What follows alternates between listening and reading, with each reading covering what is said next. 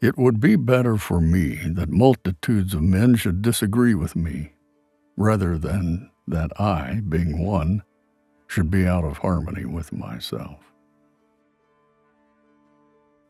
The inexperienced in wisdom and virtue, ever occupied with feasting and such, are carried downward, and there, as is fitting, they wander their whole life long, neither ever looking upward to the truth above them, nor rising toward it, nor tasting pure and lasting pleasures.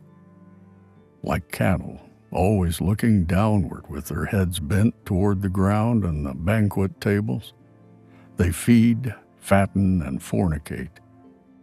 In order to increase their possessions, they kick and butt with horns and hooves of steel and kill each other, insatiable as they are. In every one of us there are two ruling and directing principles, whose guidance we follow wherever they may lead, the one being an innate desire of pleasure, the other an acquired judgment which aspires after excellence. And so they grow richer and richer, and the more they think of making a fortune, the less they think of virtue. For when riches and virtue are placed together in the scales of the balance, the one always rises as the other falls.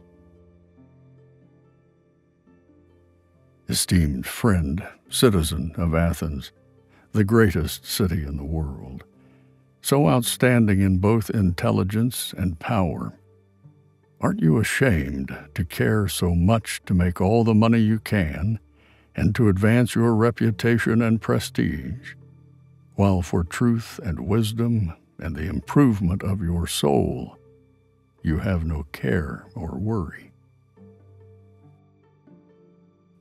Anyone who holds a true opinion without understanding is like a blind man on the right road. I honor and love you, but why do you, who are citizens of the great and mighty nation, care so much about laying up the greatest amount of money and honor and reputation, and so little about wisdom and truth and the greatest improvement of the soul? Are you not ashamed of these? I do nothing but go about persuading you all, old and young alike, not to take thought for your persons or your properties, but, and chiefly, to care about the greatest improvement of the soul.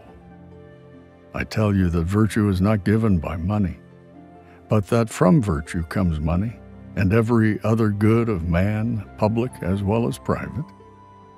This is my teaching, and if this is the doctrine which corrupts the youth, I am a mischievous person. There's only one good, knowledge, and one evil, ignorance. False words are not only evil in themselves, but they infect the soul with evil.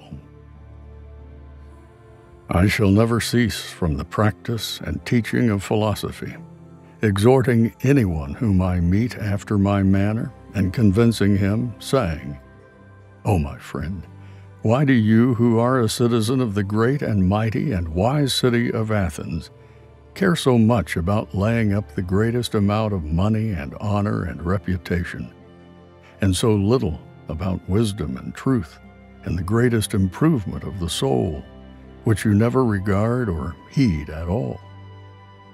Are you not ashamed of this?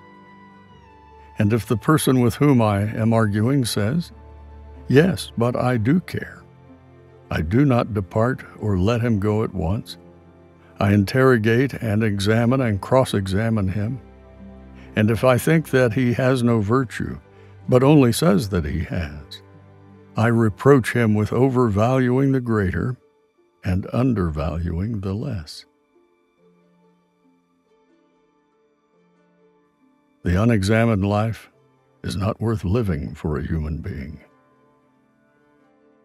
I did not care for the things that most people care about: making money, having a comfortable home, high military or civil rank, and all the other activities, political appointments, secret societies, party organizations which go on in our city.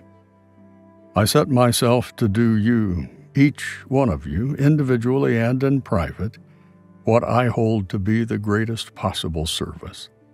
I tried to persuade each one of you to concern himself less with what he has than with what he is, so as to render himself as excellent and as rational as possible.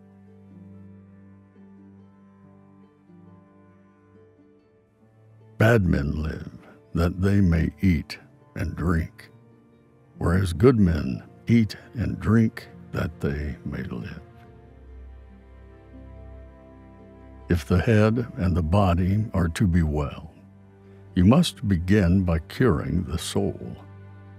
That is the first and essential thing.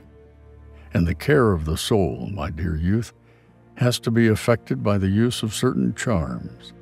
And these charms are fair words. And by them temperance is implanted in the soul. And where temperance comes and stays, their health is speedily imparted, not only to the head, but to the whole body. Understanding a question is half an answer. Often when looking at a mass of things for sale, he would say to himself, "How many things I have no need of." When my sons are grown up, I would ask you, my friends, to punish them, and I would have you to trouble them, as I have troubled you, if they seem to care about riches or anything more than about virtue, or if they pretend to be something when they are really nothing. Then reprove them, as I have reproved you, for not caring about that for which they ought to care, and thinking that they are something when they are really nothing. And if you do this, I and my sons will have received justice at your hands.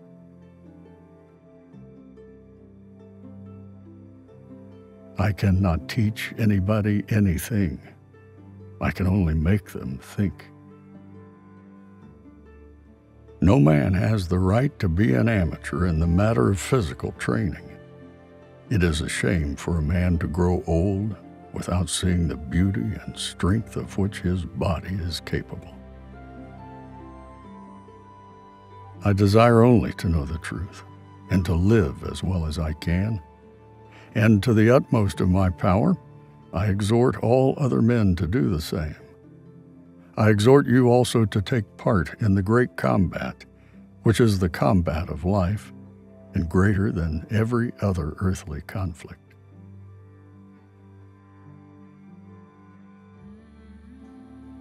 Contentment is natural wealth. Luxury is artificial poverty. They who have a care of their souls and do not merely live in the fashions of the body say farewell to all this. They will not walk in the ways of the blind, and when philosophy offers them purification and release from evil, they feel that they ought not resist her influence, and to her they incline, and whither she leads, they follow her.